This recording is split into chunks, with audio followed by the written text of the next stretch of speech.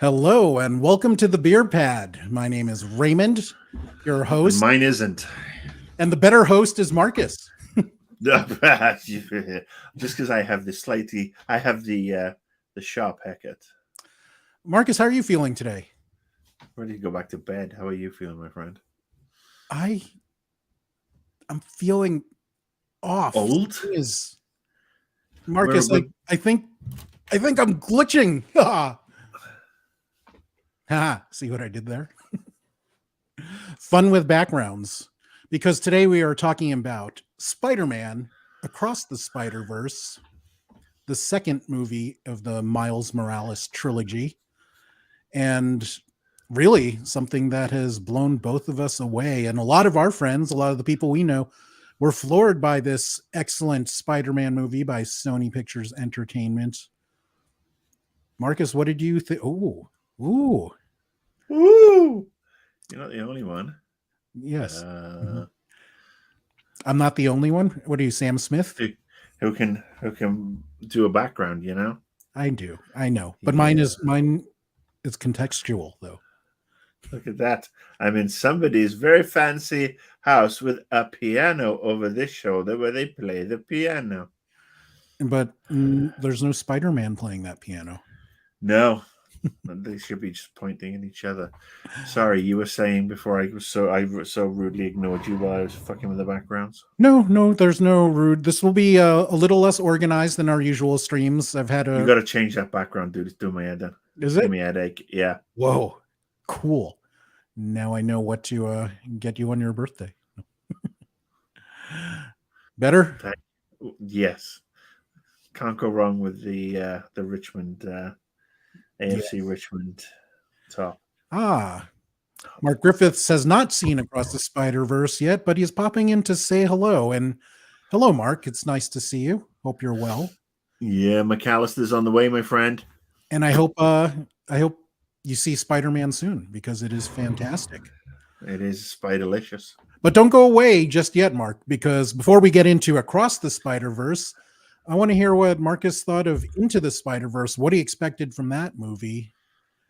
So That let's first movie, well, yeah. I actually didn't see the first movie in the cinema because I had zero expectation for it. I thought, Ah, it's like, oh, it's a cartoon. It's going to be a kids movie. It's going to be, some rinky dinky kids shit. And I didn't catch up with it. Much to my chagrin, I mean, or much to my embarrassment, rather, I didn't catch up with it until it came out on digital and I rented it. And I was like, holy shit, this is quite possibly the best Spider Man movie I have seen ever. Um, I thought that Miles Morales was fantastic. I loved the coterie of characters yeah. to sound like a pretentious dickhead. Um, it was wonderful. It was so much fun playing Spot the Voice. The graphic style really blew me away. It worked so well because again, I'd seen some screen grabs and I hadn't really watched the trailer. I just thought, eh. But when I watched it, Oh, I was so impressed. I went out and bought the Blu-ray and the digital. nice. Um, and it's probably one I've rewatched maybe half a dozen times since it's come out. It's been fast become one of my go-to Spider-Man favorites. Something to put on a rainy day and just watch. And I Yeah. got my wife to watch it a couple of weeks ago in prep for this movie. So we went last Saturday. And then yeah, my expectations for this one, I expected to enjoy it, and that was it. I knew that I'd seen the one trailer. I mean, I just watched one trailer and I was like one and done because I didn't want it spoiled. So I knew there was like 1,000 spider people Right. and cats and lots of other things. And yeah, I just expected to go in or I hope to go in and have a really good time and not have to suffer from sequelitis. Right. So my background's a little bit different than yours. Actually, no, it's very different than yours. I'm a big fan of the Ultimate Spider-Man comics, so I I love am Miles too. Morales. I Ah, actually, but I actually have over that shoulder. I'll never get this right. Over that shoulder, I have all the Ultimate Spider-Man books right there, and I have Ultimate X-Men. I even have the Ultimate Iron Man limited series stuff, Ultimate Fantastic Four. I was really into the Ultimate stuff. I really enjoyed how they rebooted that universe. Yeah, I love Yeah, I mean, these modern takes on these characters are um, mostly didn't excellent. yeah, the Ultimatum wave not so much. Yeah, that got a Kind of little left weird. me, yeah, it's very weird. But yeah, I was very much into the Ultimate books. I really liked the way they reimagined things, and they took Peter back to his youth and didn't make him an annoying dick. Right, but I mean, So even later, and it got more divisive. Like those Bendis books with when it was still Peter Parker, those were almost universally loved. yeah, Miles Morales was a little bit more divisive by some traditionalists, and I do think there's a race element there too. oh yeah, you're not wrong. But I did Um, love the Miles Morales character, so I did see this in theaters twice actually, in once in Thailand and once in Singapore because I was in that part of the world at that time, and I had not high. I expected to enjoy it, but it blew me away. I absolutely loved Into the Spider Verse. Had misgivings about the visual style just from the trailers, but it grew on me, and I came to enjoy it, especially with all the glitchy stuff. It just made more sense with how all that worked. And even though it was in Brooklyn, where Miles is from, and that is the inferior borough, yeah, Queens for life. Sorry, you might as well be talking about brick wall here. I have no idea about your tribal New York Yeah, shenanigans. we are provincial. Yes, you are very, very provincial, but I still have nothing but love for you. And yeah, I was blown away by the first one. And this was my most anticipated movie of last year when it was originally supposed to come out. And I was very disappointed when it got delayed. So, but it became my most anticipated movie of this year. Mm-hmm. So now that we have that out of the way, Well, Art, let's go back for a second. Let's talk sure. about a very important aspect of this, and you touched upon it. And it's the hashtag Not My Spider Man Ah, thing that we saw trend over social media when this came out. And I got to say, Miles's uh, heritage did not come into it for me. Um, my understanding was that he just seemed a little bit younger than Peter was at that age. I know it hmm, sounds stupid. He hadn't had his sort of like his tragic moment. He was from a stable family who had lots of love, as opposed to parents who'd right, vanished and was raised by his aunt. And it right. just felt a little different to me. And it felt in not a negative way, but a Spider-Man for a different generation. And I was Yes. totally happy with that. I have no quibbles with them reimagining superheroes for the current generation. Let's face it, Captain America, the X-Men, Spider-Man, all these other ones have just changed so much since we were growing up and Yes. reading comic books. I mean, now they have the benefit of seeing them on the big screen, which is absolutely, phenomenal for us older nerds. But I think, I think it's pretty obvious that the race played into it. Much like the race issue with Kamala Khan, plus she's a female. Yeah. Um, we've seen some gender swapping with regards to things like the Sandman and Neil Gaiman with Right. Neil Gaiman, and we have seen people. We've seen Metacritic reviews. Review bombs of movies that The Little Mermaid before it even Right. came out. Right. Nobody liked the fact that Ariel had a bit of a suntan because apparently, apparently, if you're a mermaid, you can't hop up on a rock and get a little bit of, get a sun, or you can't actually just have different shades of mer people. Right. Because it's Which like they don't really exist, by the exist. way. Yes. Exactly, it's like they really exist, and they're all white. It's the same fucking crowd, and you tell them that Jesus was a black man, and they'll just go, Not my so Jesus. Hashtag exactly. not my Jesus. Jesus was a black man, for God's sake. I mean, they didn't really have many light skinned people, especially pale fucking, wispies kicking around that part of that neck of the woods back then. Yeah. Yeah, so I think, I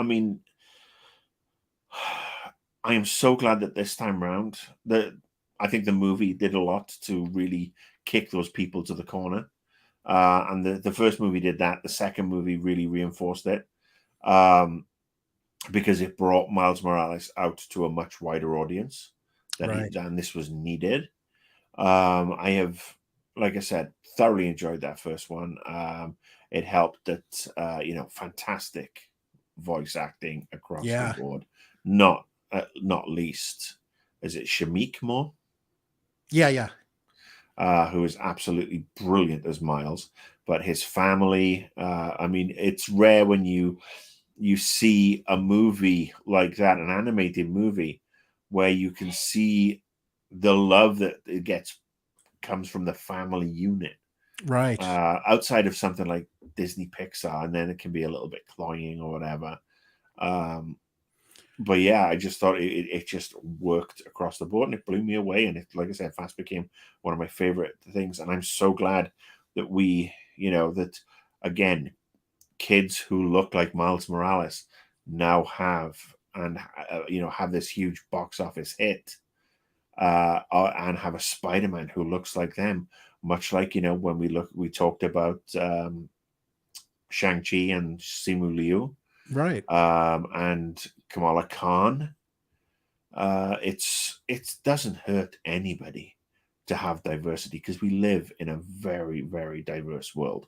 And I can understand for some people, it's like they don't venture outside their own village or town or whatever, but they're not used to seeing people of color, people of alternate of other sexual orientations, etc., binary, non-binary. But it doesn't mean it's fucking evil. It really doesn't mean it's evil just because it's different. And people need to get outside and try the enjoy the different colors of the rainbow, as it were, and because it's Pride Month, and we love Skittles, so taste the rainbow. Oh, I hate Skittles. They're disgusting. I'm more of a Starbucks Starburst kind of guy. Only they used to be called Opal Fruits in the UK. Opal Fruits, made to make your mouth water. I love British candy names, and they're so much better than fucking American. I mean, Snickers. They used to be called marathons, for God's sake. How about Maynard's? It would take so long to chew them. Maynard's wine gums. No, you don't say Maynard's wine gums. You just go wine gums. Pack of wine gums. Go in the movies. Jubes. There's another. Yeah, Curly Whirlies. Yeah. But you do have the superior chocolate, so I will. We have superior snacks in general. I'm afraid we have superior crisps. Crisps, yeah, for sure. Chocolate, sweeties. Kyle Walker's crisps are excellent. No, they're Gary Lineker's Walker's crisps. Opal Fruits, not oval fruits. Opal, OPAL.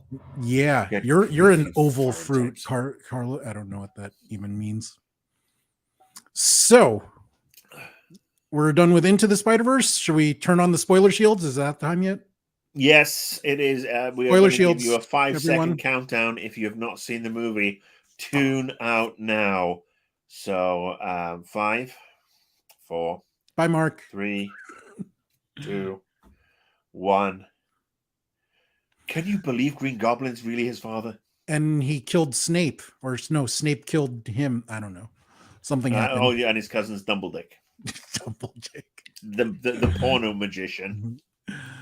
So what were your expectations going into Across the Spider-Verse, since you were thoroughly entertained by Into the Spider-Verse? As I said, I mean, I was just expecting to be entertained. I really avoided spoilers. I really, I knew it followed on pretty sharpish from the end of the first movie, because we saw that in the in the post credits. Right.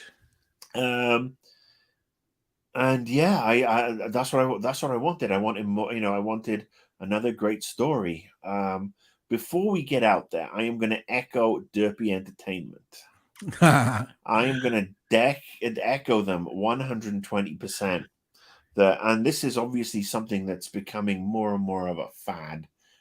We've had it, we had it with Endgame and Infinity War, or Infinity War and Endgame. We had it with the Deathly Hallows 1 and 2. We've got it with Fast 10. We're going to have it with Mission Impossible Dead Reckoning.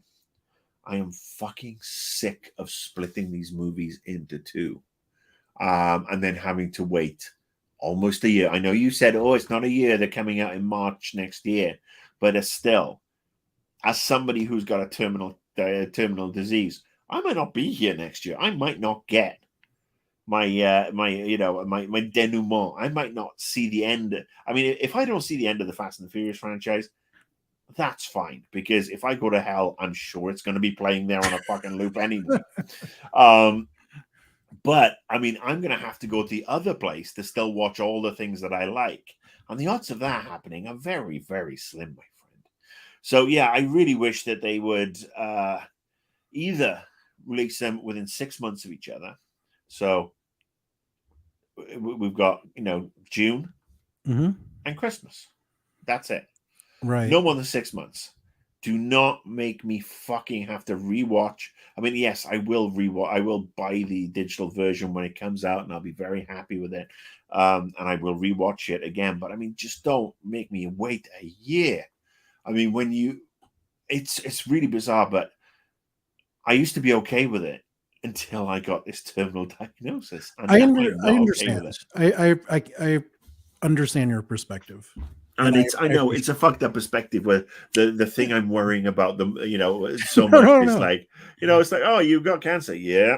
What are you most worried about? Not seeing the end of Spider-Man across the fucking Spider-Verse. I understand.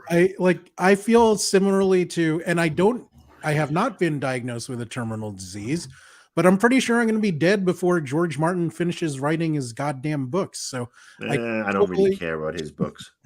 I want to know the real ending, not that shit we watched on HBO. So yes, that's the thing I wanted to get off my chest. I think a lot of people feel that way. Now, did you know it was split into two going into it? Some people didn't. Some of our friends did not know. Well, it doesn't say. I mean, because at it originally day, did. It's not. But it's not. It's not marketed as part 1 of 2, because the final one has Back from the Spider-Verse or Through the Spider-Verse. Beyond. That's right. Having a shit in the Spider-Verse.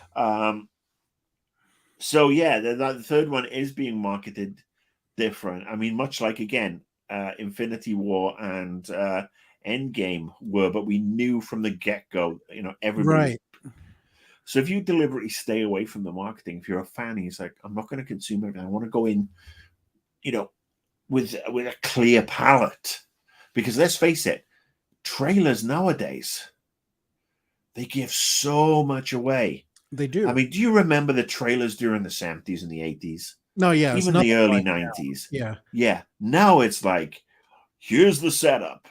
Here's what happens in the middle. Here's the twist. And probably here's the end. So it's like, oh, okay, in 2 minutes you show me the entire film. I don't need to fucking watch it. But the contrast to that is some of those trailers from the 80s told us nothing about the movie. And I'm fine with that. I mean, as long as they flat out didn't lie, as long as they didn't do Alien Colonial Marines, where it's like, this is a game that's going to be awesome, and here's the preview version, and then, here's another game that's totally different. As long as you don't, flat out lie, and I don't think you're allowed to by law anymore. But I just think give your consumers, your fans, your viewers, give them a little bit of the benefit of the doubt when it comes to understanding the premise of a movie, so they can go in and feel surprised. Let's stop catering to the lowest hanging fruit. But originally it did have part 1 in the name, so I don't know why it was changed. I'm curious as to what thinking went behind that. Like, why get rid of it?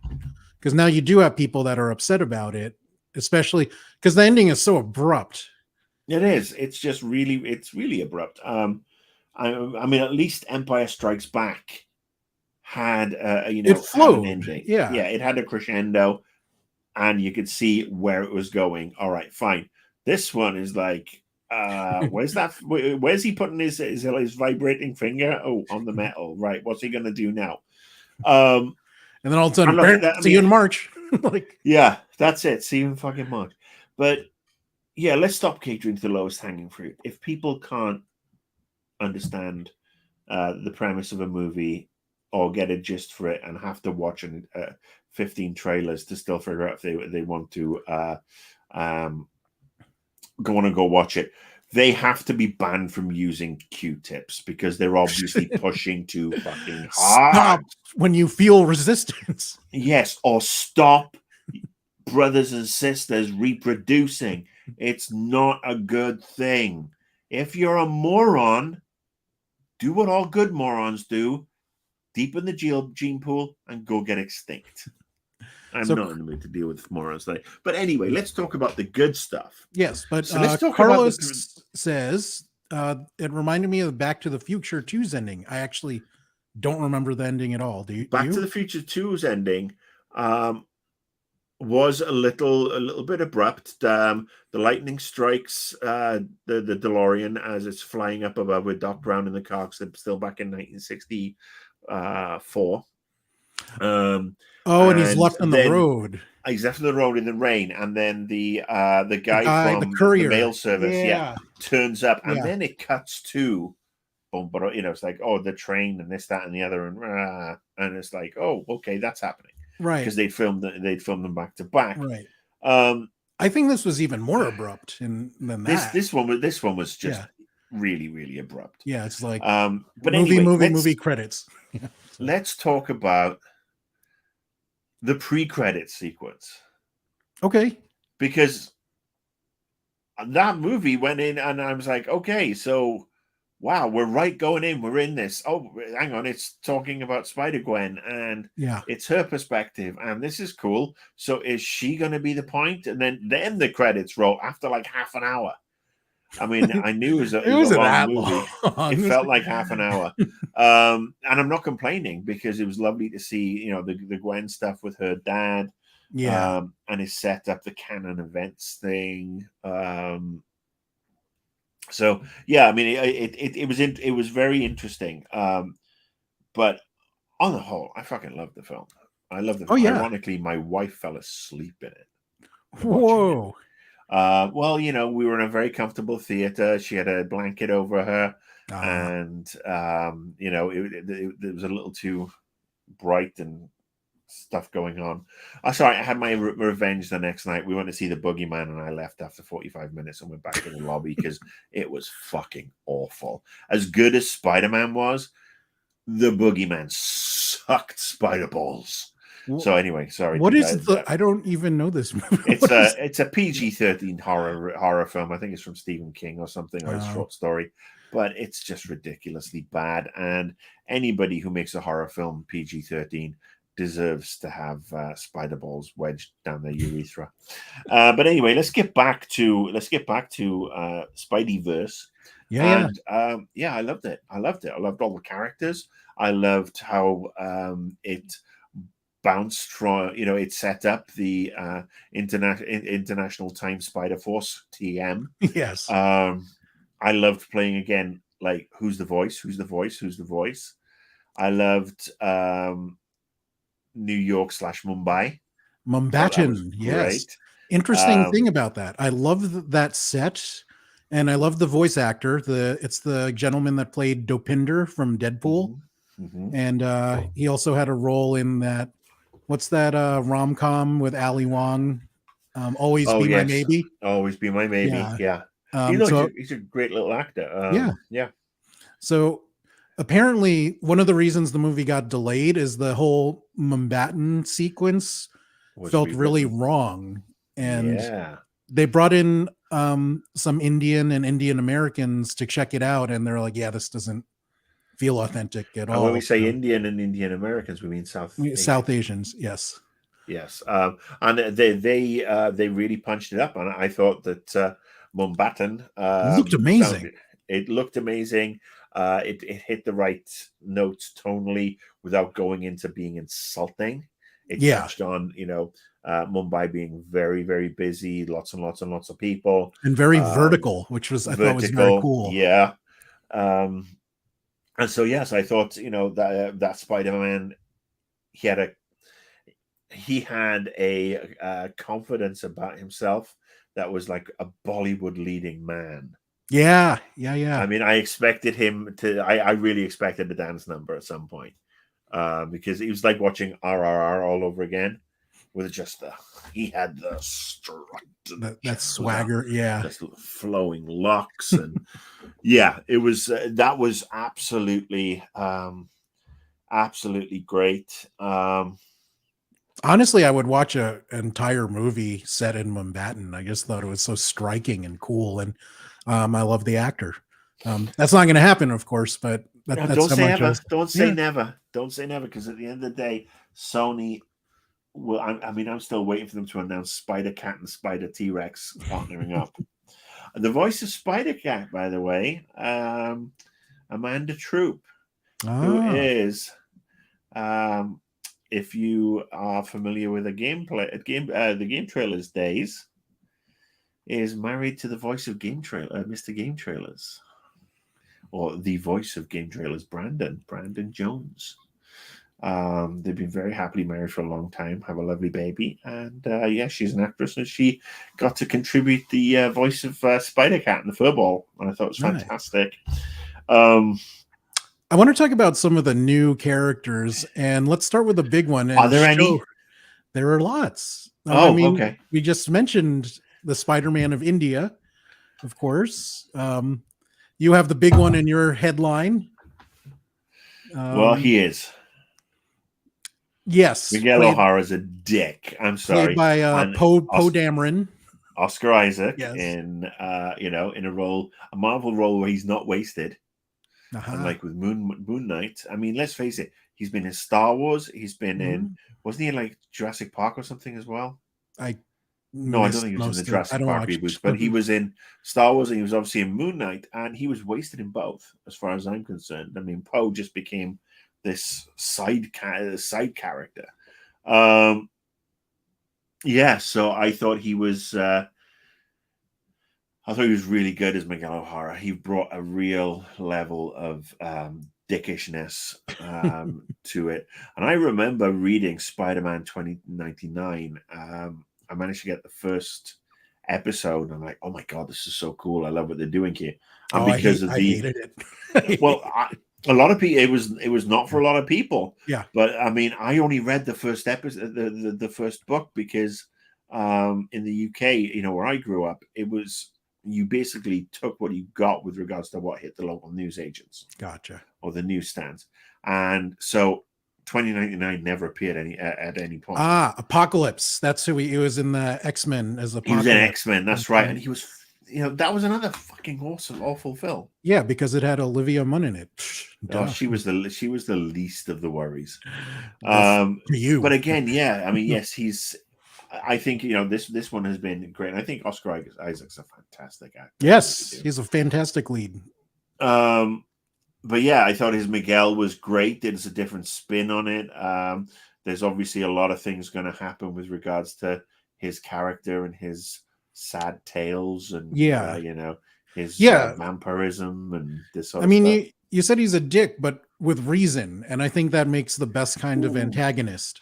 There's a dick with being a dick with a reason, and then there's being a flat out dick to a 15-year-old boy, which he is on. He's got some reasons, but he's also a grade A prick to Miles. Sure, and way too much to be, and it's but again, it's really enjoyable because it's a total counterpoint to every other Spider person that has bonded with Miles. The Nick Cage Spider person, Peter Porker, the spectacular Spider Ham, and of course Peter B. Parker. Peter B. Parker, who is, was it Jake Johnson? Jake Johnson, who's I love him in that role. I thought he is great. I'm not sure about the viability of taking Mayday with him everywhere. But that fits Um, in with he's not the most responsible guy. I think that works. he's I don't not the know. best mentor, is he? Yeah, I identify with that character. He's like slacker, underachiever, middle-aged Spider-Man. I'm like, yes, Yeah. that's my Oh, Spider-Man. Like, yeah. He's superb. Glad to see him back. Hallie Steinfeld is superb. I mean, she's 2/3 to the trifecta. She's yes, obviously part Filipino. Love her. uh, she's the new Hawkeye, which Yes, is, she's great as that as well. I mean, the unfortunate thing is that it will discount her from being Spider Gwen in a live action movie.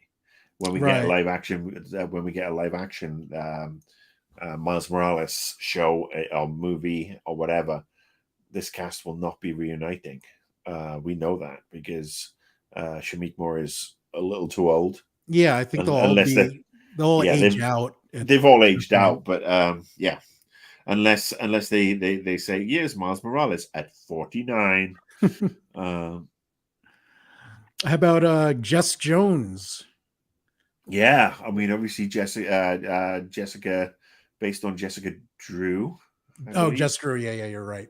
Sorry. Yeah, she's based on Jessica Drew, was who's Spider Woman in the 70s. Fantastic character. She's popped up in so many um, Marvel books over the years. She's pregnant in a couple of them, and I think isn't her. I think the baby's daddy isn't that Luke Cage. I think Um, Luke Cage and Jess Drew get no, together. that's with Jessica Jones. Different No. Jess. Are you sure? Are you I Googling? would bet money on it. Well, I don't have any money, so I'll bet you a glass of this very fine scotch. I'm Googling Jessica Jones baby daddy. No, Jessica Drew, baby No, daddy. Jessica Jones is a different character. right, but you said Luke Cage. I'm saying you brought Luke Cage is the one that had the baby with Jessica Jones. Well, who's the one who had it with Jessica Drew then? I don't remember her having a Well, baby. Her it was during the Skrulls invasion. I kind of tuned out on a lot of the Skrull stuff. God, you're the world's slowest Googler. Please, Well, I'm on the baby's page. It doesn't say who his father is.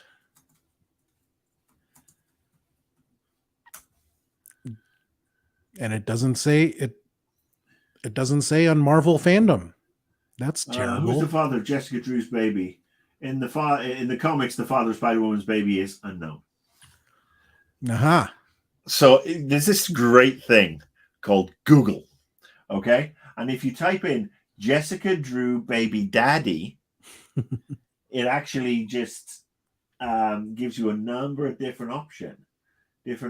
Yeah, unknown.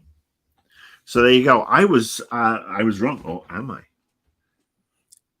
Maybe I don't Luke know. Cage I mean, maybe Luke Cage has been power manning his seed around.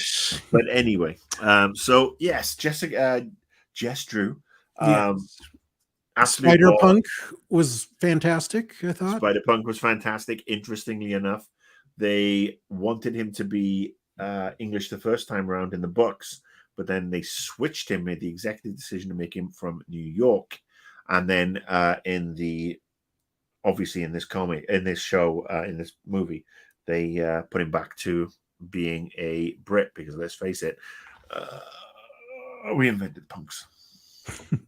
And he's played by what's his name? Daniel Kaluuya. So I loved the excellent Daniel Kaluuya. Yes. From Get Out. Yes. And the Border Tribe in Black Panther. Yes. Silly bugger who sided with the wrong people. I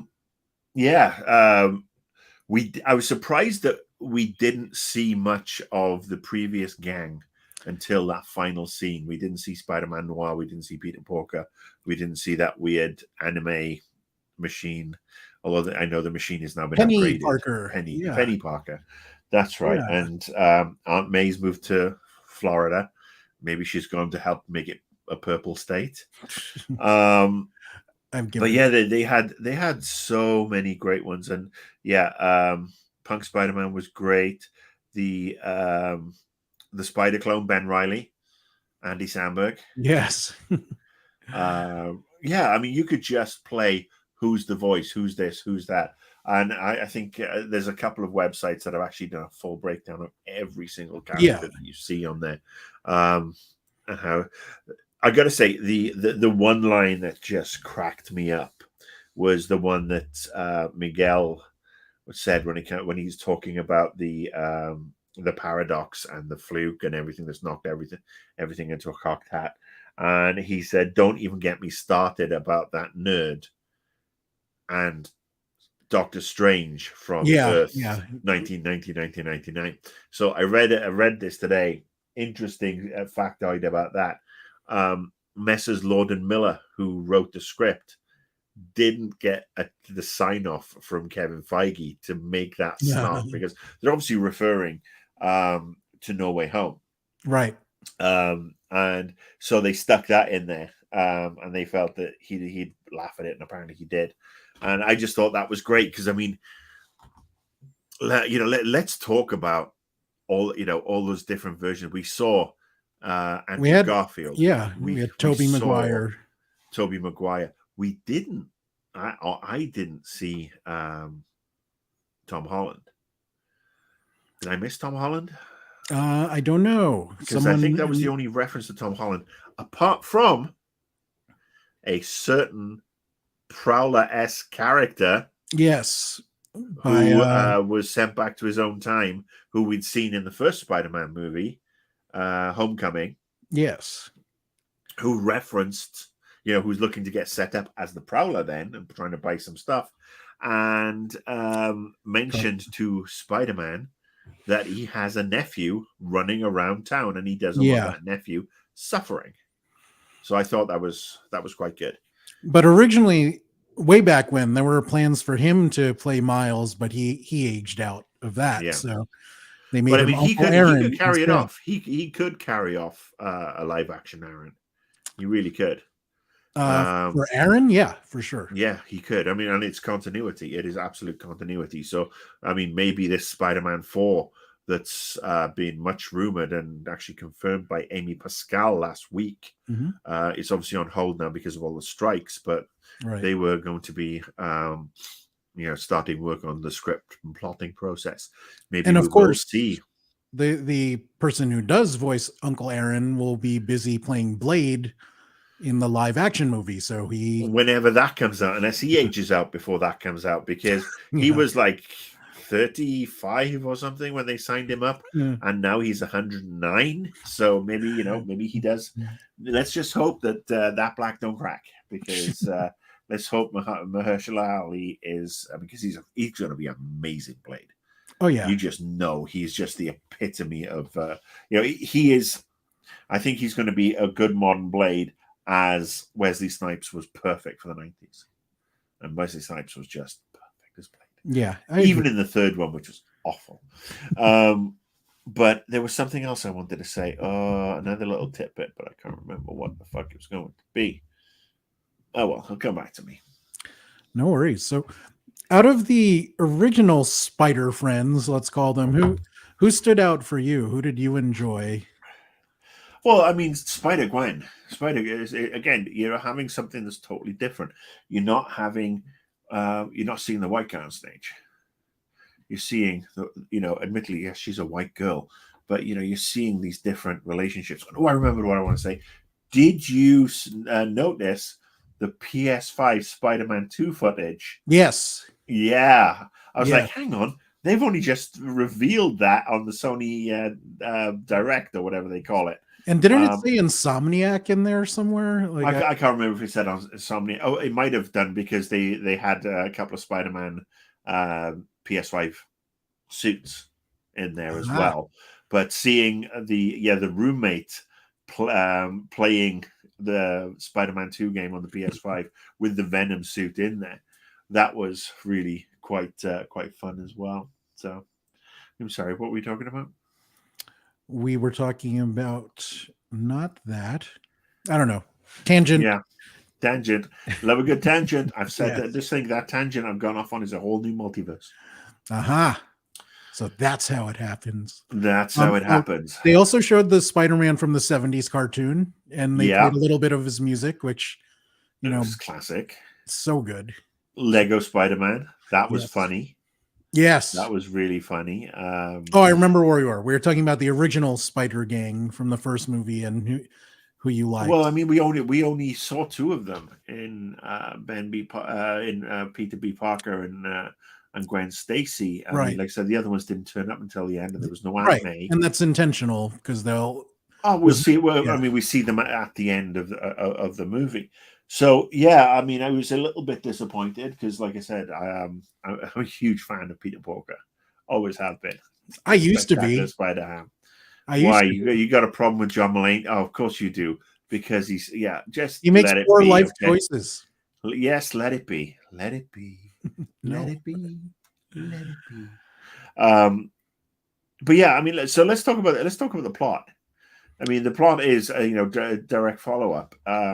Gwen Stacy gets pulled into this interdimensional Spider-Verse crew of all the Spider people who are there to help protect and keep all these multiple timelines on the straight and narrow. Right. And this is where all the multiple Spider people come from. And Miguel is in charge. Miguel is in charge. I think he put himself in charge because he's a dick.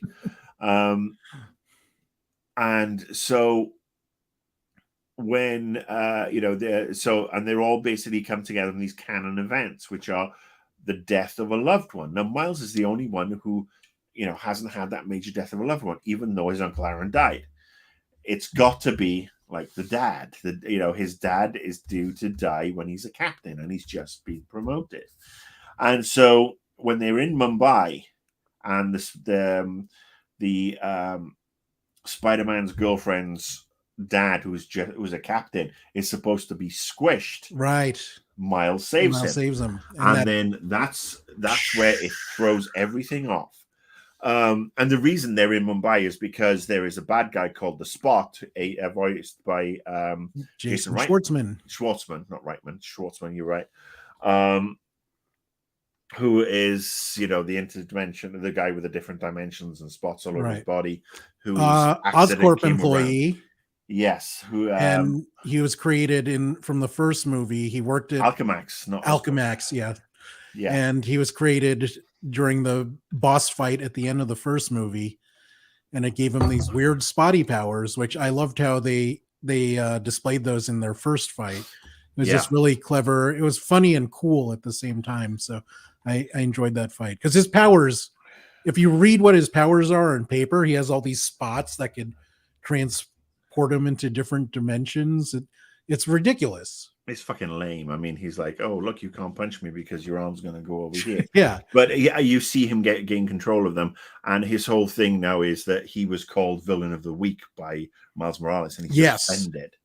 And so now he's basically jumping from dimension to dimension, going to every single Alchemax and using their quantum Majubilee thingamajig, a MacGuffin, if you will, to make himself uber powerful. And when he gets to Mumbai Hatton, it's the last one in the chain that he needs. And he uses it, becomes all powerful, but it does trigger a building collapse, which should have been the canon event that Miles interrupts. And then we get pulled into the International Spider Detective Agency. Where we learn that the spider that bit Miles is from another dimension. Dimension 42. Yes, that's why. And it was supposed to bite someone from there. And that did not happen. They have no Spider-Man now. Right. And that bit's really important for the end of the movie. But Yeah, I mean, and that's the thing. This look, I do understand why this is a two-parter now, because even I'm exhausted just remembering how much stuff they've got on here. I mean, I would Ah, have loved to I could have sat there for 5 hours and watched this all the way through, and I will right. once they send it out. Um, I did want I to mention that you brought it up, the complexity of this movie, because the first one I loved, and I wanted anyone and everyone I know to watch it. I was trying to get my nephew to watch it for 2 years before I finally got the whole family to watch it over Christmas, and he absolutely loved it. But some of it, I got the feeling that some of this might be complicated for younger viewers, because they do get really intricate with the whole I think interdimensional. you're The giving them I think kids are a lot smarter than and aware than we were at their age. I mean, I've got nephews and nieces who are building amazing shit in Minecraft and have been since the age of 6. Their grasp of this stuff, those young those young minds is just. I'm just impressed that I managed to keep up with it. That is a huge moral victory for me.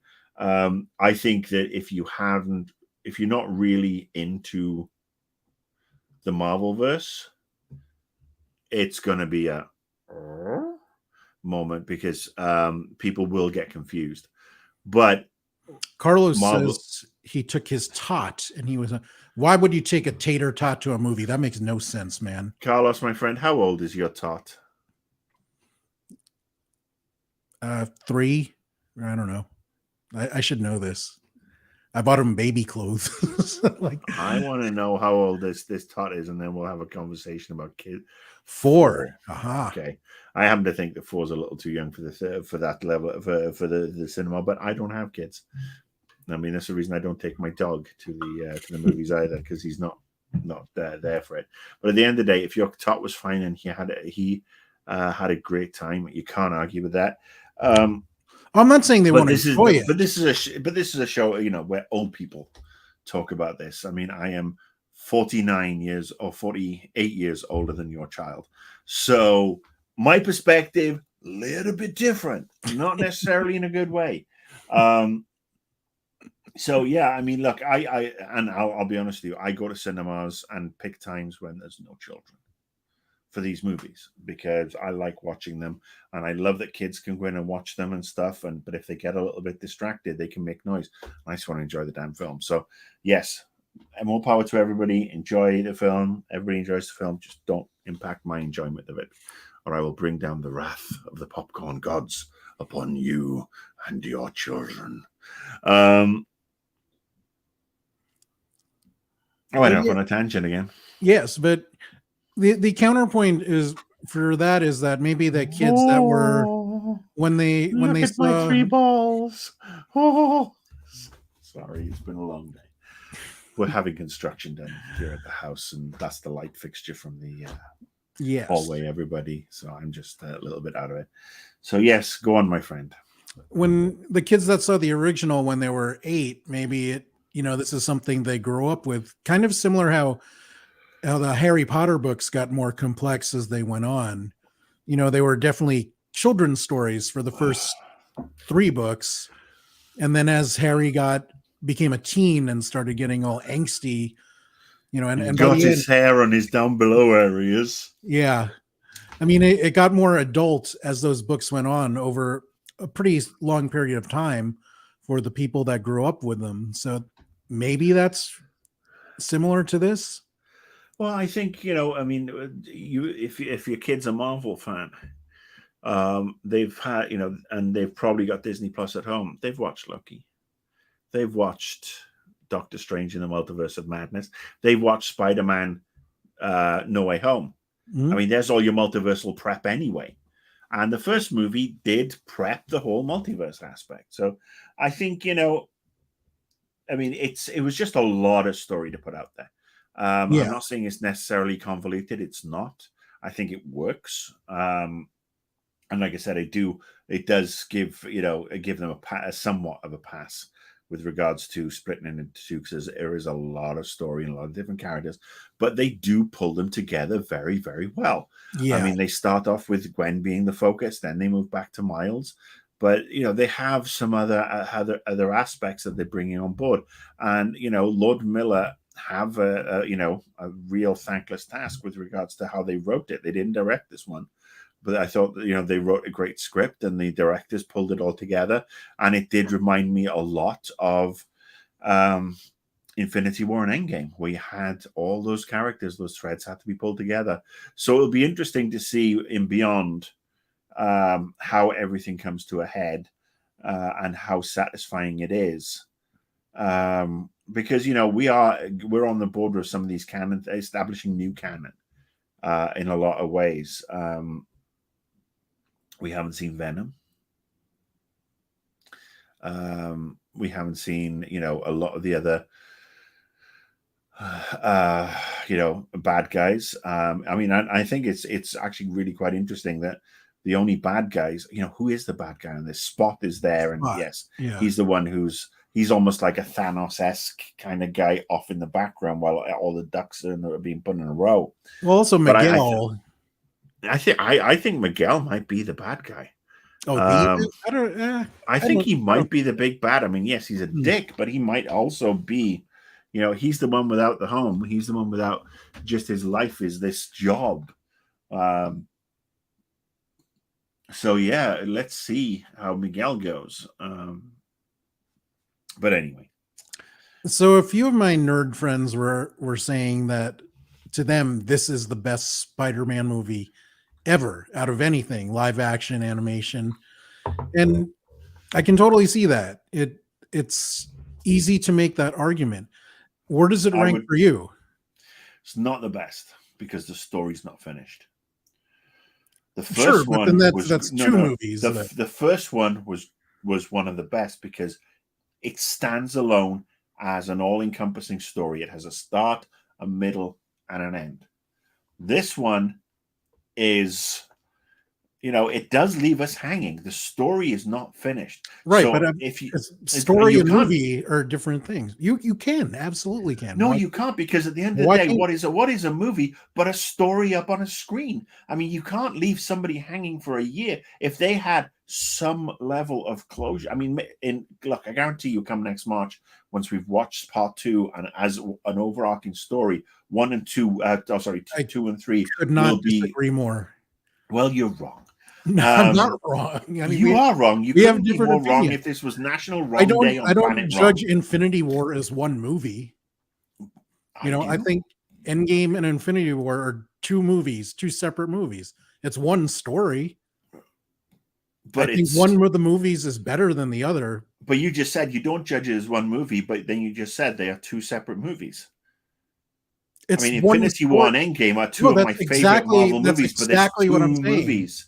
They are two movies. You said this. We can't judge this. But I mean, that actually had a lot more closure with regards to everybody's dead. They could have just gone on and done something totally different with Endgame with a whole new bunch of characters. That is the requirement because the story's not over. It just didn't. It didn't have enough of an ending.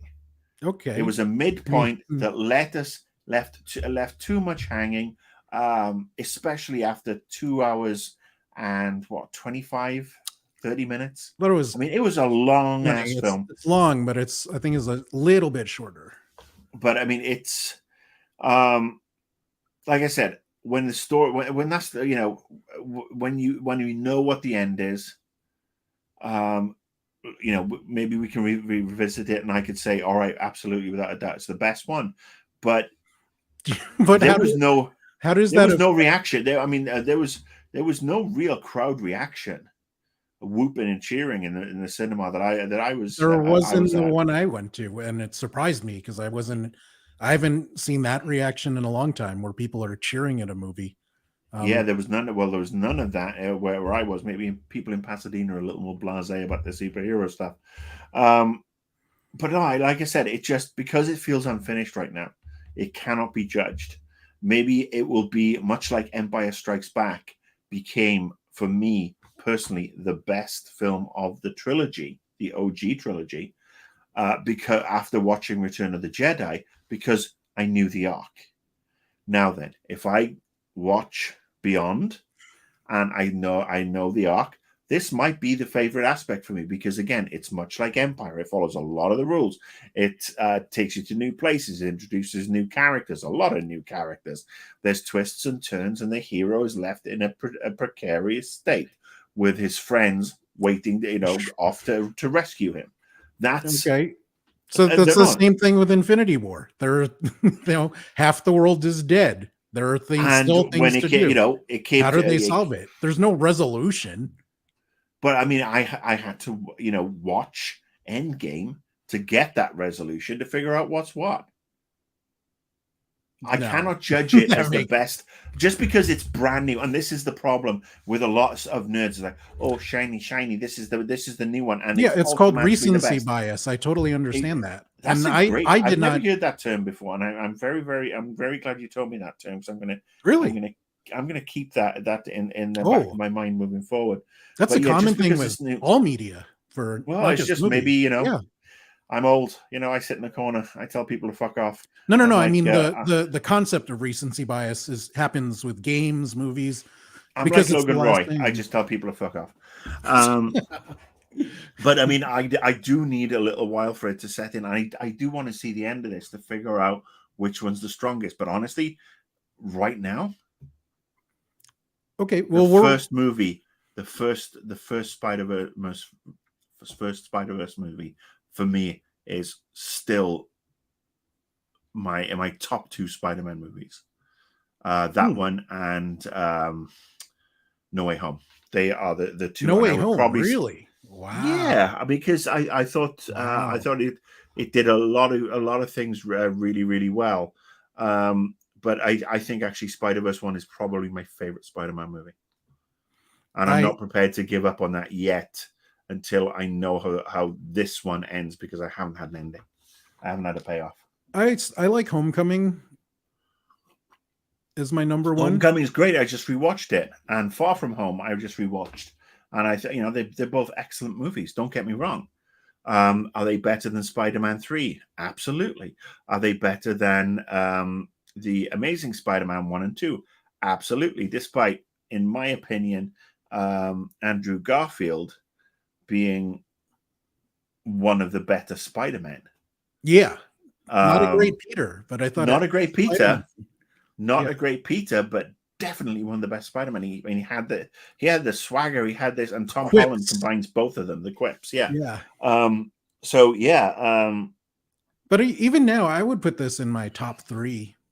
I'm not prepared to do that. Yeah, I will do it. And it's really bizarre that you're so offended by the fact that I will not. I'm not offended. It just makes you just seem very, very upset with the fact that I'm not going to use recency bias because I love that. That's not. I'm going to judge everything on that now. It's not. I got to say, I'm using recency bias, and I love that last donut I have. It's just the same way. Like I judge Endgame and Infinity War as separate movies.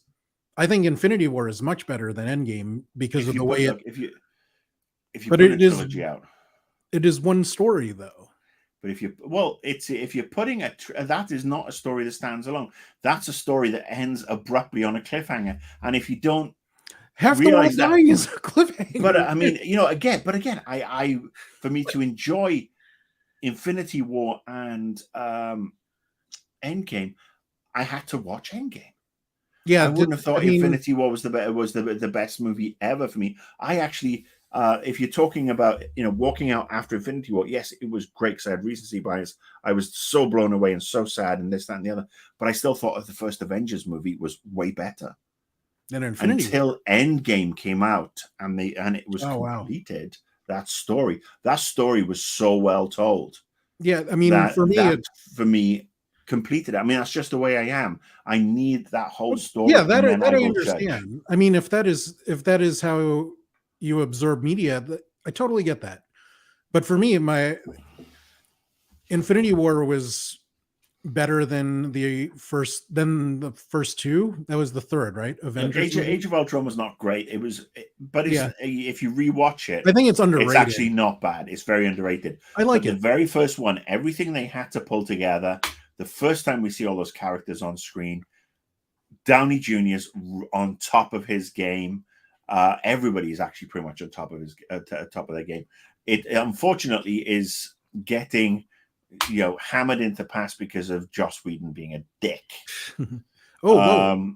It's started raining very hard in the desert. This is weird. It's been raining with us all week. We had a hot weekend, and now it's raining. So, but yeah. as soon as I saw Infinity War, I knew I liked it better than the two previous Avengers movies. Sometimes I say three because in my head, Civil War is an Avengers movie, not a Captain America movie. But after I saw Endgame, which I also enjoyed a lot, it didn't affect my opinion of Infinity War at all. It enhanced my enjoyment of Infinity War, seeing Endgame. Oh, if anything, and that's what I'm hoping for. Beyond the Spider-Verse will enhance my appreciation of this, and then the story will be a lock, and it will probably be, what's the best Spider-Man movie, whatever, and I will say the Spider-Verse trilogy. I will say that because all of a sudden they're all there. Right. No, I understand your view for sure, but for me, Endgame, it did not enhance anything about Infinity War for me. If anything, it made me think less of Endgame because I was so impressed on how Infinity War weaved all these different characters from different movies, and the flow of it was just perfect. And it was so skillfully done. That was absolutely skillfully done, but it's something we, and again, it was also something we saw with Civil War. We saw how those directors, the Russo brothers, had managed that with Civil War. So I had that faith. Right, but I mean, this was much more diverse, I guess, because you had the Earth-based heroes, you had the outer space guys, like the magic guys. But dude, Endgame had the gut punches of the people who are not coming back. Sure, and that was it. We were saying goodbye to a lot of ones, and I think that's why Endgame is probably my second favorite. I mean, the original OG Avengers is probably my first favorite, and Endgame is my second. Simply because, I mean, it's the start of the journey. It's much like season 1 of Ted Lasso is perhaps a bigger favorite for me than season 2 and season 3. Because season 3, we just discussed, a little bit uneven. Season 2 got very, very heavy, very sad. Still an absolute superb. So you take it all as a whole, and it's a very satisfying 3 seasons. The power of 3. It's the magic number. Rest in peace, Trugoy. Yeah, exactly. But that's why I'm just saying, come next March, I guarantee you that I will probably be sitting here blown away, and I will say, all right, well, that was fantastic. And this one totally complemented number 2. And now I can see everything that they were building to, that, they called back on. They had these little bits, bobs, much like when we rewatch Avengers, or we rewatch Lasso, or we rewatch the Guardians trilogy. I understand your perspective. I don't agree with it, but I understand why you think that way. We just consume media differently.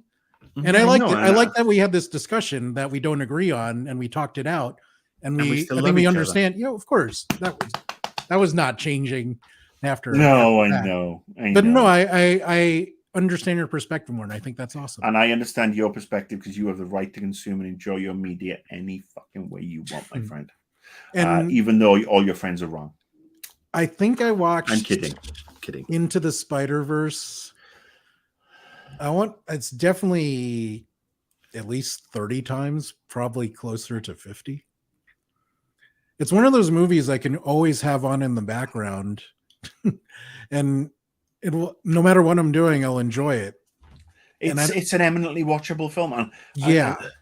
So finish your point, and then I'll make my little observation. And this one might not be as rewatchable for me because it's much heavier. You know what I mean? Kind of Ted Lasso season 2. Yeah, like Ted Lasso season 2 when you see Nate's descent to the dark side. But I was going to say in the Marvel context, I think Winter Soldier is one of the best movies, I love Winter Soldier. but it's not as rewatchable for me as some of the other ones that are more fun. And Interesting. yeah, I can understand that. because sometimes And it's so, too heavy, you know? yeah. So one of the things I will say is that I am so glad. I mean, obviously, you and I grew up VCR, DVD, Blu-ray, digital, and I am so pleased to be in a environment where the digital stuff, you buy your digital copy, and stuff gets added to it. Yeah. Because when they do the 20th anniversary versions, when they do this, that, and the other, your copy's still the same, but all of a sudden you've got all these additional versions of things just pop up. And Spider-Man, I've got all the, like, Spider-Verse 1, we got all the behind the scenes. And I love seeing all that. And I can't wait to see all that stuff added. I mean, I buy my stuff on Apple. Same. And so, Same. yeah, you just get these, these Apple additional bits, and I am so looking forward to buying this one when it comes out. And something I haven't done for a while because I don't think the Marvel movies have actually been good enough to warrant a purchase. And plus, Disney Plus makes everything. Well, no, I watch them on Disney Plus, but if I like a movie, I like a movie. I mean, I've got I've got probably 400 Blu-rays, probably another 300 DVDs, and then a digital collection. That's the codes from the said Blu-rays, right? That stretches to about 150 films right now, and I will only buy the ones that I really, really love, the classics or ones like this, and I will buy this because I want to watch the first two back to back. I will buy those, but I will also buy a movie that I'm borderline on if it's $5. Just well, the $5, that's how Apple get you, isn't it? It's the $5, especially when they tell you have $5 of credit. Yeah. So I'm going to buy a movie. Now you see me double pack for $7.99. Done. Yes. Yes. That's bargain. Yeah. And I will tolerate the second one, even though I liked it. It's not as good as the first. No, it's not. Nothing's as good as the first. First is fantastic. All right. All those codes are used. All those codes are used, my friend. I mean, I literally have converted so many of my all my Blu-rays to digital that I had the code. I am all about it. Let's get out of here on this. I was shocked at how well this movie did in the United States. It's the number 2 release of the year behind Super Mario Brothers. Animation 1-2, pow pow. Yeah, worldwide, not a little bit lower, but that's because it hasn't opened up in a lot of territories. I mean, I don't think it's opened in China yet. I don't think it's opened in a lot of the Eastern markets. Right, but similarly, Little Mermaid did worse domestically, but better globally, and I expect that trend to continue. Well, because they're racists. I mean, it's probably the same here. Well, actually, it's different here. I mean, Spider-Man. They thought it would do well because the first one was a sleeper hit. The first one wasn't expected to do that well, and it made 350 million, I think it was, on 100 million. But this one was more expensive. This one's obviously a two-parter. But I thought it would do well, but not like number 2 movie. I think that's because we've had such a lack of great Marvel movies up until Guardians 3.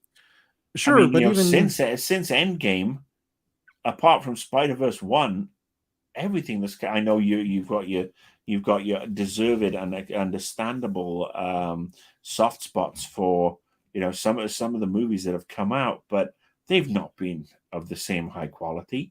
And you look at like Venom 2, that was fucking miserable. I don't like any of the Venom. I think So I mean, you look at this, and Morbius. This is something. I mean, this is Morbius is just awful, worst use of Matt Smith ever. And I'm he was also in Terminator, Dark Fate, Genesis, whatever it was. Or Genesis. Genesoir. Gin and tonics all around, because you need them after watching that movie. But I'm surprised that the forecast was so low for this. I fully expected this to be one of the biggest films of the summer. I I did, Now, but not how even it not that as well. Like I didn't think it would be do better than Guardians. I didn't think it would be do better than Fast it 10. it appeals across all audiences. So does Age Vin group. Diesel. No, he doesn't. And look, No. we People, one of the reasons for his appeal actually is they did focus studies on this. Is that people don't have any idea what his ethnicity is, so he apparently he's appeals. non-threatening all the way around. Yeah. Let's ask Carlos. I mean, what would you rather take your kid to, Fast 10 or Spider-Man into Across the Spider-Verse? Well, I if mean, he wants that's. his But I mean, son to that's. be dumber, take him to Fast 10. But I mean, that's it. I mean, I do think that the movies, have, we're talking about 10 fucking movies, and we had this discussion. And I Yeah. think the global box office is not perhaps as hot for the 10th installment, especially after the reviews being kind of lukewarm. But Little Mermaid and Fast 10 are not performing as well as expected, especially given the traditional box office drop off of after the first week. They've both dropped off huge amounts. The only one that hasn't didn't drop off was Mario. Right. But And I finally watched that movie, by the domestically. way, and it's I only watched it because it was free. So I watched it, and it was like, okay, I can see why people enjoy it. It's it's fan service for people who only like Nintendo games, or sad fuckers as I like to call them. But this one, great buzz from the first one, great word of mouth. The first one surprised everybody. People were really excited about it. It'll be interesting to see how it carries off against Flash. Yeah. Now I think Flash might skew older, because again, this is the Flash is the last. This is the last movie, I think, of the Snyderverse. Snyderverse, yeah. Yeah. I mean, Aquaman. I know we're getting Aquaman 2: Return of Fish Sticks, but that one that's kind of in its own bubble, much like Wonder Woman, because it's kind of safe from the Snyder jizz. Yeah. So the Snyder wankers will, kind of leave it be. But if it holds up against Flash and that drop off on the second week, this could be the film that really plays all summer long, because people will do very well. Because I mean, Indiana Jones 4, I don't think that's going to, that's going to do well, but that's for people our age. Indiana Jones and the broken hip. Yes, because he's been playing Wii. And then you look beyond this. I mean, Blue Beetle, too Oppenheimer, R-rated. But I can't think what else is coming out. That's it's Mission Impossible Dead Reckoning Part 1. That'll always be. But again, I think this is the one. They got Mario out the way. That played and has made blockbuster money. Biggest movie of the year. Right.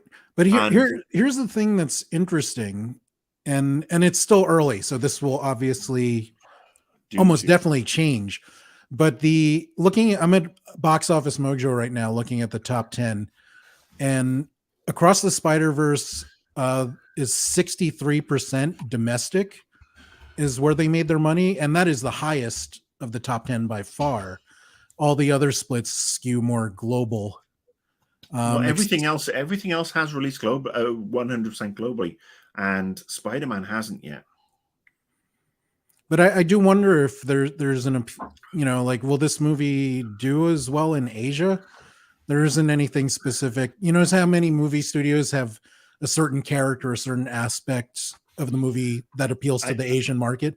This doesn't really have that. Are you telling me that a Spider-Man animated movie where they can dub the voices in with no issues whatsoever will not play well in China? I don't know. Are you telling me that a Spider-Man movie there's no Chinese character? Indians, they could actually tweak the script and tweak the story so that he is from, he could be from whatever. I mean, you tell me that it's not going to do well in India? I mean, that's a lot of billions of population there who will watch it. Yes, for sure. But it's also a much lower ticket price over there than. And if you're looking at the dailies, I mean, we're also into the holiday, the kids being on holiday, and you I'm looking at the dailies here as well. Spider-Man pulled in 15 million yesterday. Yeah, but I mean the split is just so bizarre. I mean, compare that to Fast 10, which came out, was it 2 weeks before or a week before? They're 2 weeks before. 2 weeks. So their domestic earnings was only 21% of their total, which proves my point that Vin Diesel is globally appealing. But yeah, it's so weird. I mean, Super Mario, 43% domestic. So the 63 is kind of, it'll even out. I don't know how much, but we'll see. That'll be a fun one to keep an eye on. Well, I mean, into the Spider-Verse. Oh, Its cumulative gross is Dune 2. Forgot yeah. about that. Dune 2 is coming. We have a whole. Let's see. Dune 2 for people that need sleep aid. Just kidding. No, I like the first one. I really. Let's see. UK, Indonesia. Where else? None of these. I mean, Dune does. I don't see how you beat Sting in a cod piece. You can't. You beat off this thing in a Aha. but yeah, I mean, Spider-Man. Let's see. Yeah, I honestly think, much like, if you remember when Indiana Jones and the Crystal Skull came out the same summer in 2005 as not 2005, 2009 or whatever it was, and everybody was saying, "Oh, it's the year of Indiana Jones. He's back in Crystal Skull," and Dark Knight wiped the floor with it and played all summer long because it didn't have. But I'm just saying that Spider-Verse can be that movie that plays all summer long because, again, it's a very long story, and I think people will go back. I'm not going back to watch a Fast 10. I mean, I'll watch it when it comes on HBO. Oh yeah. I won't go back to the theater. Yeah. But to your point about Crystal Skull, this is what I have to say about Crystal Skull. Never happened. Blah blah blah blah blah. I might go back to the theater to watch Spider-Verse again to see all those things I missed out on. So it's going to get an extra $15 for me. Carlos brought up the Marvels, which is a fall release. Yeah. November. But I also think it has that sexism problem. Two people of color. It looks great. I think it looks fantastic. I'm looking forward to that. With it. And we obviously have we also have Secret Invasion in a couple of weeks. That's on a series though, right? Yeah, but it's still yeah. Secret Invasion, the Skrulls that you love so much. So I like the Skrulls, but I just think that in the comics Carlos, this November. The Marvels is coming out this November. It got so convoluted and they got you guessing, is he a Skrull? Is she a Skrull? And after a while, I'm just like, I don't give a shit. It's just like that. It's like that game that was crazy. Everybody was crazy about for a while. What was it? What was that game where it's like you had to guess which one was the bad guy? And Among Us. Among Us. There you go. Yeah. That's all this is. Among Us with a slightly higher budget. And Samsung. just a little bit. All right, so I'm going to ask you something that we've not done before, but I really do think we need to start giving grades to these movies. Oh wow! What's the scale? School grades or the scale is? I don't want to do 100-point scale because I think that's no. stupid. I'm gonna ask for out of five Spider-Verses, how many Spider-Verses are you going to give it? Are we doing halves? You can do halves. Okay, but not quarters. Not quarters, not thirds. Okay. I will go. Oh, beer. I like that. The beer scale. I love that. How many beer pads out of 5? How many pints? How many beer pads out of 5? I don't know what a beer pad is, but it's something you place your pint glass on. How many web shooters out of 5 are you going to give it? I'll go 5. Yeah. I mean, this is a top 3 Spider-Man movie for me. I will go 5. I will go. No, I'll go 5 too. I thoroughly enjoyed it. But it's not, I'm not bringing in that recency bias. I mean, I love that phrase. But I mean, I really enjoyed it, and it was an excellent film. Yeah. The ending is the only thing I had a problem with. Is that it was just so. I don't. Like I said, you know what? I'm the same as you with regards to the ending. Doesn't mean I didn't enjoy it. Yeah. Do I think that it's better than the first one? Not yet. It's like I'm on the main course. I've just finished the main course, but for me, if I'm judging this chef, I want all 3 courses because I'm a fucking picky bastard. So was the first one the amuse-bouche?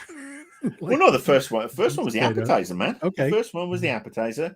This was the main, and now we need the dessert. pièce de résistance, because I got high standards when it comes to my desserts. And wash it down with some grappa. Well, no, some scotch, my friend. I'm not some 20-year-old on holiday in Greece. My first boss at my first real job introduced me to grappa, and she was a foodie. And at first I'm like, this is some nice paint thinner I'm drinking here. Just totally went through me. Like I felt probably insulted a whole fucking nationality now. No, I've come to love grappa. I think it's fantastic. It is now my preferred digestif.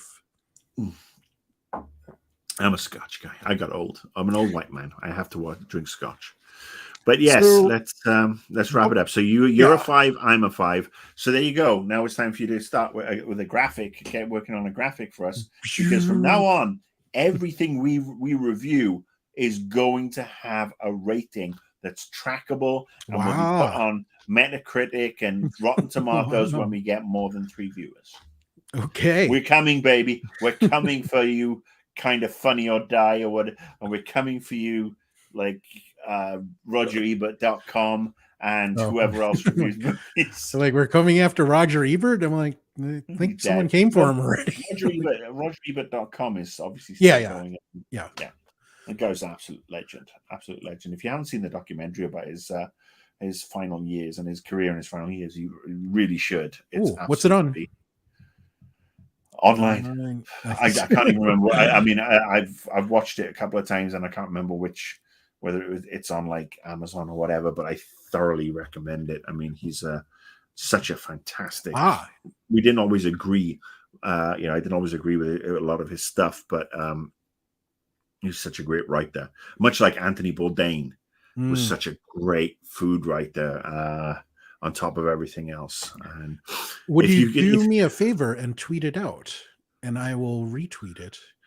Tweet what out? Because I actually the documentary where it's streaming. I actually didn't know it existed, but I'm intrigued, very much so.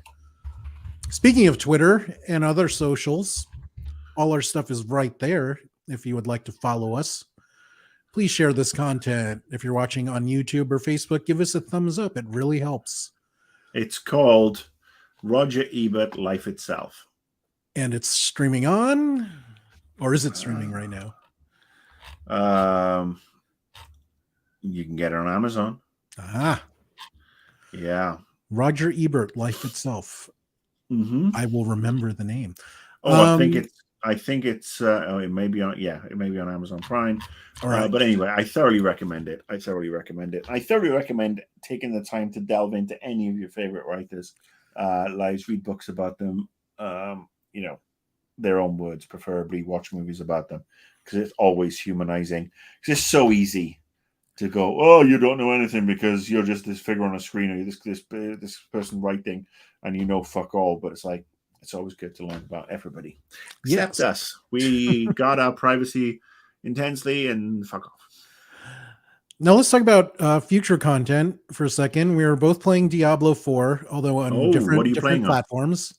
I am on console, sir, on PS5. Fucking Philistine.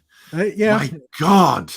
Philistine. I have more friends playing on PS5. That's the only reason. So hang on, I'm the only friend who counts when it comes to this. I mean, come on. I mean, PC. It's a PC. No, it is. Game. It is a better game for PC. I totally agree with that. Yes, but I got peer But I pressure. think they have crossplay, right? I don't know. I think there's crossplay, so we could probably add each other on Battle.net. Battle.net, rather. Yes. We could do some cross-playing. I've got a level 36. Did you go Barbarian? No, Necro. I like my armies. I send forth my armies to destroy while I stand from behind and throw decay on everybody, much like in real life. And I have a... are you on MySpace? That's funny. I'm on Friendster. Do you know who... Is Mo a friend of yours? Mo is Carlos's wife. Hello. Mo. Nice to meet you, Mo. I have a content idea for you, and I wanted to see what you think of it. As long as there's not an incontinent idea about me. No incontinence, no nudity or lewd behavior. I would like to do a movie challenge where I ask you to watch a movie, you ask me to watch a movie that we both like. I'm not going to ask you to watch a shitty movie. I'll ask you to watch a movie. I want you to watch RoboCop 3. Sure, I've never watched it. No, it's fucking horrible. Oh, okay. Like, I wouldn't do that to you. Like I've been trying to find out the what's the Reese Ifans brother movie that I keep trying to track that down. Yeah, and you won't find it. I found it illegally. Well, yeah, you won't find it. Did I say that online? You won't find it legally in this country because it's not a not a great. It wasn't a huge hit. Mo, yes, we do play Xbox. I just don't play Diablo on fucking consoles because I am a purist. And by purist, I mean snob. And I have played every iteration of Diablo on PC. And if this, 10 years to Diablo 5, this will probably be the last iteration I ever play. But if I do make it to 63 and Diablo 5, I'll still be playing it on a fucking PC because that's how I roll. It's the same as Half-Life, should we ever get Half-Life 3, or there's just certain games I have to play. My consoles, and they're not gathering dust. There are so many wonderful console games out there that I love. I mean, Ghost of Tsushima, the Spider-Man games, a slew of other titles, but I mean, there's certain games like Starfield. That's a PC game for me, a game I'm going to play on my PC day one. So there is no console bias here or anti-console bias here, unless we're talking about the Nintendo Switch. So I miss my old Game Boy. Do you want to do the movie challenge? I think let's give it some thought. We're gonna have to think about it. Dark City. Yeah. Not right now. Have you watched Dark City? No. Watch Dark City. Alex Proyas. Okay. I guarantee you'll fucking love it. It's one of his greatest movies. Watch the Dark City. Rufus Sewell's in it. It's just a great fucking movie. Underrated sci-fi movie. I think it came out the same year as like another Juggernaut, and it just got blown away. But it is without a doubt one of the best sci-fi movies. I guarantee you'll love it. And you can, of course, just no, I know what I want you to watch. Ruminate. No, I know what I want you to watch. The Fabulous Filipino Brothers. Okay, where will I find that? It's on iTunes. Okay, I'll pick up Dark City for sure. I'll buy your movie. The Fabulous Filipino. Or let me look it up. All right, okay. Or you can accidentally download it. I'm not going to tell. No, No, I'm not going to do that.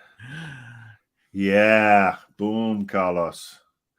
I'm generally not a sci-fi guy, so but I'm happy to watch this. Well, I think you will be blown away. It's such a good movie. I hope so. So yeah, we'll ask questions each other about what we thought of the movies and see where it goes. But we'll keep that one in. But the next show we're going to do is about Diablo. We need to talk about Diablo 4 because I have questions, I have concerns, I have issues, I have compliments to pay, but it's not the juggernaut the juggernaut of wonderfulness that it's possibly should have been. Let's end on that note. Give me one sentence of how you would sum up Diablo 4, and we'll go hardcore in the next episode. Needs work. Okay, I am enjoying, but it's not like the Blizzard games I loved in the past. It's certainly not Diablo 3. Diablo, it's more akin to Diablo 2 in a lot of ways. It's not a bad thing, but don't come at me with a fucking store day one. Don't come at me with a game that I was playing today. I just dropped the killing blow in a dungeon on the fucking monster, and I got disconnected. It doesn't need single player. Does not need to be always online. So fuck you, Blizzard. And fuck you, Bobby Kotick. The sooner Microsoft buys you and sends your ass to retirement somewhere in a pit in Nevada, the better. I hate that man and everything he stands for. He's a fetid cancer on the gaming industry. Oh, We have one more request from Carlos. One sentence summary for Spider-Man. Does whatever a spider can. See this movie now and you will be happy. Or see this movie next week and you'll still be happy. That's true. Just see the movie. It's so good. Mm-hmm. So good. And with that is the end of this episode. Thank you for watching the Beer Pad. And we will see you next time. Thanks for watching, guys. Bye.